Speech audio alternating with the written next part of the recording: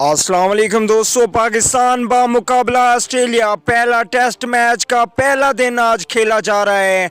2 session का खेल इख्तिताम पजीर हो चुका है। सेकंड सेशन में क्या हुआ, कितने विकेट गिरी पाकिस्तान टीम की और कितने रन्स पाकिस्तान टीम ने बनाए, मुकम्मल तफसील आप लोगों को इस वीडियो में बताते हैं।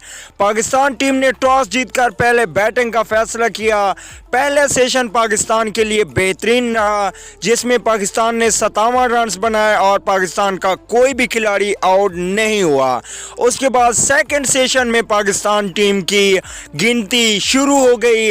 75 पे पहला खिलाड़ी आउट हुआ, शान मसूद, जो कि कुछ अच्छी कारकर्दगी ना दे सके और 27 रन बनाकर आउट हो गए। उसके बाद 75 पे ही 39 रन की इनिंग्स खेलकर कप्तान अजहर अली भी आउट हो गए। उसके बाद हारिस सोहेल ने 1 रन बनाया, वो भी 78 के मजमूई स्कोर पर आउट हो गए।